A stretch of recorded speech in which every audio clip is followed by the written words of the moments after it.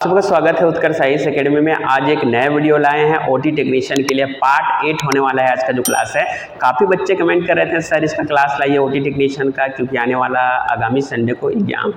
ठीक है, तो इसके लिए ओटी टेक्नीशियन का पार्ट 8 क्लास ला रहे हैं और बहुत अच्छा क्वेश्चन का समावेश है। वेरी आईएमपी क्वेश्चन यहाँ पे समावेश किया गया है। तो चलिए स्टार्ट करते हैं आज का क्लास। शुरू से लेकर अंत तक बने रहिएगा और आप नए हैं तो आप हमारे संस्था से ऑनलाइन और ऑफलाइन दोनों तरीके से जुड़ सकते हैं। चलिए स्टार्ट करते हैं आज का क्लास।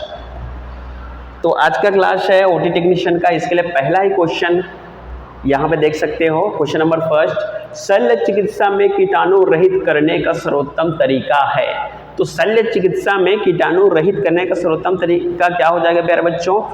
यहाँ पर ऑप्शन दिया गया है ऑटोक्लेविंग, उबालना, यूवी प्रकाश और शराब। तो इसका सही आंसर हो जाएगा ऑप्शन नंबर ए, ऑटोक्लेविंग इसका सही आंसर हो जाएगा। शल्य चिकित्सा को कीटाणु रहित बनाने का तरीका है। ठीक है, चलिए हमारा नेक्स्ट क्वेश्चन होने वाला है क्वेश्चन नंबर 2, ऑटोक्लेविंग निम्न स्थान पर की जाती है। ठीक है, ऑटोक्लेविंग कौन से स्थान पर किया जाता है? अब ऑप्शन है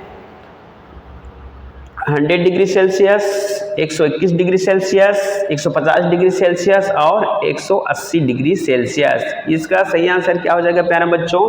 तो इसका जो सही आंसर हो जाएगा option number B, 121 degree Celsius. ठीक है, जो स्थान होता है वहीं पे ऑटोक्लेविंग की जाता है। ठीक है, यानी किया जाता है। चलिए अगले क्वेश्चन को बढ़ते हैं। हमारा जो नेक्स्ट क्वेश्चन होने वाला है क्वेश्चन नंबर 3, गर्म हवा वाले ओवन द्वारा कीटाणु शोधन का उपयोग किया जाता है। तो गर्म ओवन द्वारा, ठीक है, कीटाणु शोधन का उपयोग किया जाता है। ऑप्शन है रबर, प्लास्टिक, कांच का बर्तन, आईवी द्रव। तो इसका सही आंसर क्या हो जाएगा? तो प्यारे बच्चों इसका जो सही आंसर हो जाएगा ऑप्शन नंबर सी, कांच का बर्तन। ठीक है, चलिए आगे देखते हैं। अगला नेक्स्ट क्वेश्चन है क्वेश्चन नंबर 4, ऑपरेशन कक्ष के धूमन में प्रयुक्त रसायन। तो ऑपरेशन जो कक्ष में धूमन में प्रयुक्त रसायन कौन सा है आपको बताना है। ऑप्शंस यहाँ पे दिया गया है फॉर्मेल्डिहाइड, इथेनॉल, क्लोरहेक्सिडाइन और पोविडोन आयोडीन। तो आपको बताना है इसका सही आंसर क्या हो जाएगा। तो इसका जो सही आंसर हो जाएगा ऑप्शन नंबर ए, फॉर्मेल्डिहाइड इसका सही आंसर हो जाएगा। धूमन के लिए ऑपरेशन कक्षा में इसका प्रयोग किया जाता है। किसका प्रयोग किया जाता है? तो फॉर्मेल्डिहाइड का प्रयोग किया जाता है। ये चीज आपको याद रखना है। चलिए नेक्स्ट क्वेश्चन की ओर बढ़ते हैं। हमारा नेक्स्ट क्वेश्चन होने वाला है क्वेश्चन नंबर 5। ठीक है, सर्जरी से पहले त्वचा के लिए प्रयुक्त कीटाणुनाशक है। जब भी डॉक्टर सर्जरी करते हैं उससे पहले त्वचा पर कीटाणुनाशक एक औषधि लगाते हैं। ठीक है, कीटाणुनाशक तो कौन सा हो जाएगा? ऑप्शन है लाइसोल, आयोडीन, ब्लीच और क्लोरीन। तो इसका सही आंसर क्या हो जाएगा? तो इसका जो सही आंसर होगा ऑप्शन नंबर बी, आयोडीन इसका सही आंसर हो जाएगा। इसको त्वचा में लगाया जाता है बिफोर सर्जरी। ठीक है, चलिए हमारा next question question number 6, autoclave में प्रयुक्त संकेतक है। ऑप्शन दिया गया लाल स्याही, बोविडिक टेप, थर्मामीटर, यूवी मीटर। जिसका सही आंसर क्या हो जाएगा? जिसका सही आंसर हो जाएगा प्यारे बच्चों ऑप्शन नंबर बी, बोविडिक टेप इसका सही आंसर हो जाएगा। ये चीज आपको याद रखना है। ठीक है, चलिए नेक्स्ट क्वेश्चन की ओर बढ़ते हैं। हमारा जो अगला क्वेश्चन होने वाला क्वेश्चन नंबर 7, ऑटोक्लेव द्वारा नसबंदी का समय है। तो ऑटोक्लेव द्वारा नसबंदी का समय क्या है आपको बताना है। 15 मिनट, 30 सेकंड, 5 मिनट और 45 मिनट। तो इसका सही आंसर हो जाएगा option number A, 15 minute autoclave द्वारा नसबंदी का समय है ना, ओनली ऑन 15 मिनट। चलिए अगला क्वेश्चन होने वाला हमारा क्वेश्चन नंबर 8, धूमन किया जाता है। धूमन किया जाता है किसके द्वारा? तो आप लोगों को बताना है कब किया जाता है धूमन किया जाता है। तो ऑप्शन है सर्जरी के बाद, सर्जरी से पहले, सर्जरी के दौरान, दोपहर के भोजन से पहले। ठीक है, तो क्या हो जाए इसका सही answer? Option number A, surgery के बाद धूमन किया जाता है। ठीक है, ये चीज़ आपको याद रखनी है क्योंकि वेरी आईएमपी क्वेश्चन है और आपके ओटी टेक्नीशियन का जो एग्जाम को नज़दीक देखते हुए ये क्वेश्चंस आपके लिए लाए गए हैं। चलिए आगे देखते हैं। अगला क्वेश्चन क्वेश्चन नंबर 9, रोगाणु रहित क्षेत्र है। ठीक है, तो रोगाणु रहित क्षेत्र कौन सा भी आपको बताना है। तो यहाँ पे है दूषित सतह, उपकरणों के लिए कीटाणु रहित क्षेत्र, नर्स टेबल और ऑपरेशन थिएटर का तल।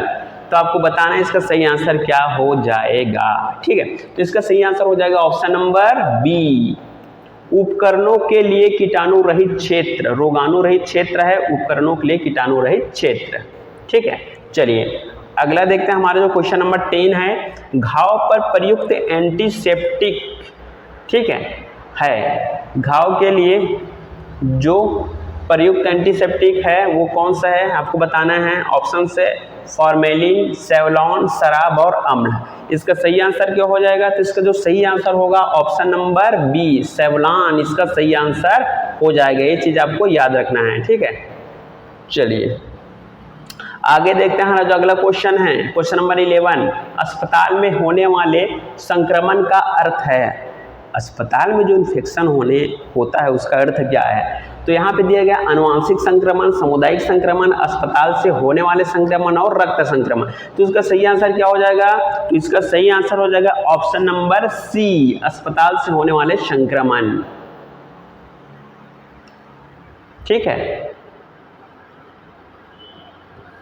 आगे देखते हैं क्वेश्चन नंबर 12, सार्वभौमिक सावधानियों में निम्नलिखित शामिल है। तो सार्वभौमिक सावधानियों में निम्नलिखित क्या शामिल है। ऑप्शंस दिए गए हैं, दस्तानों का प्रयोग करना, सुइयों को साझा करना, ऑपरेशन थिएटर में भोजन करना और मास्क नहीं। तो इसका सही आंसर क्या हो जाएगा, तो इसका जो सही आंसर हो जाएगा ऑप्शन नंबर ए, दस्तानों का प्रयोग करना। ठीक है, ये सार्वभौमिक सावधानियों में शामिल होता है। ये चीज़ आपको याद रखना। जब भी डॉक्टर कोई काम ऑपरेशन वगैरह करता है तो क्या लगाता है, हाथों में दस्ताने लगाते हैं। ठीक है, मुंह पे मास्क भी लगाते हैं, ये चीज़ आप लोग देखे हो। ठीक है, तो यहाँ पे देखते हो हाथों का दस्तानों का प्रयोग करते हैं। ठीक है, मास्क का प्रयोग करें ना करें, अधिकतर दस्ताने उनके हाथ में रहता ही है। ठीक है, ये चीज़ याद रखना है। ठीक है, चलिए अगला जो क्वेश्चन हमारा क्वेश्चन नंबर 13, संक्रमण का सबसे आम मार्ग है। संक्रमण का सबसे आम मार्ग क्या है, सबसे सेंसिटिव चीज जिसका सबसे ज़्यादा हम लोग इस्तेमाल करते हैं वहीं से संक्रमण होकर हमारे पूरा बॉडी में आता है। क्या हो जाएगा, ऑप्शन से हवा, रक्त, हाथ और मूत्र। तो उसका सही आंसर हो जाएगा बच्चों ऑप्शन नंबर सी, हाथ। हाथ का इस्तेमाल सबसे ज़्यादा करते हैं खाने से लेकर हर चीज़ में, तो हाथ से ही सबसे ज़्यादा संक्रमण फैलता है। संक्रमण का सबसे आम मार्ग है। ठीक है, ये चीज़ आपको याद रखना है। क्वेश्चन नंबर 14, ठीक है, हाथ की स्वच्छता का सबसे प्रभावी तरीका है। तो हाथ का स्वच्छता का सबसे प्रभावी तरीका कौन सा है आपको बताना है। ऑप्शंस दिए गए, सादा पानी, एल्कोहल, रब, डिटर्जेंट और लोशन। तो क्या हो जाएगा, इसका जो सही आंसर हो जाएगा ऑप्शन नंबर बी, एल्कोहल रब। ठीक है, आप लोग सैनिटाइजर लगाते हो, क्या एल्कोहल मिला रहता है, क्या करते हो सैनिटाइजर को हाथ में रख के ऐसे रब करते हो। ठीक है, तो वही होता है एल्कोहल रब। हाथ को स्वच्छता रखने का सबसे प्रभावी तरीका है। वो अलग बात है आप हैंड वॉश कर रहे हो, लेकिन नॉर्मल टाइम में तो आप लोग बाकी टाइम में 24 आवर्स आप लोग क्या करते हो, अधिकतर एल्कोहल रब करते हो एज ए सैनिटाइजर। ठीक है, तो ये इसका इस्तेमाल होगा। चलिए अगला क्वेश्चन हमारा क्वेश्चन नंबर 15, ऑपरेशन थिएटर में कौन सा पीपीई का उपयोग किया जाता है। ठीक है, ये चीज़ आपको बताना है। चलिए ऑप्शन है एप्रॉन, टोपी, दस्ताने, उपरोक्त सभी। तो क्या हो जाएगा, ऑपरेशन थिएटर में कौन सा पीपीई का उपयोग किया जाता है।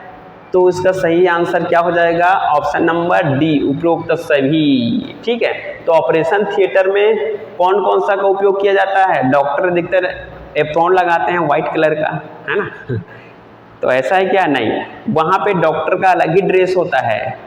ठीक है, अलग ही ड्रेस होता है। जब ऑपरेशन करते हैं तो नीला नीला कलर का, हल्का ब्लू कलर का रहता है। एप्रॉन पहनते हैं, टोपी भी पहने रहते हैं, है ना।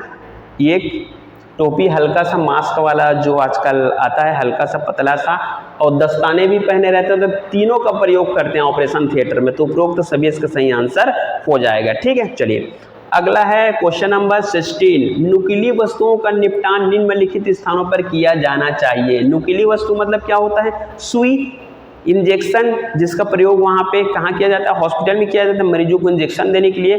तो इसका निपटान कहाँ किया जाना चाहिए। ऑप्शंस दिए गए, लाल बैग, काला बैग, पंक्चर प्रूफ कंटेनर और पीला बैग। तो इसका सही आंसर क्या हो जाएगा, तो इसका सही आंसर हो जाएगा option number C, puncture proof bag, sorry puncture proof container. ठीक है, एक कंटेनर रहता है पंचर प्रूफ, अगर पंचर हो जाएगा तो सुई वहाँ से निकल जाएंगे उसको छेद करके, तो इसीलिए पंचर प्रूफ कंटेनर होना चाहिए, वहीं पे आपको नुकीली जो वस्तु है वहाँ का निपटान किया जाना चाहिए। ठीक है, तो आज का जो ओटी टेक्नीशियन का क्लास है इंपॉर्टेंट वेरी एमपीक्यू क्वेश्चन यहाँ पे सम्मिलित किया गया था। इसके आगे और वीडियो आएगा पार्ट 9 पार्ट 10 ओटी टेक्नीशियन का। आज का पार्ट 8 था और आज का जो क्लास है कंप्लीट हो चुका है, और क्लास के लिए आप हमें कमेंट कर सकते हैं। तो बहुत जल्द क्लास नेक्स्ट क्लास आ जाएगा। Thank you.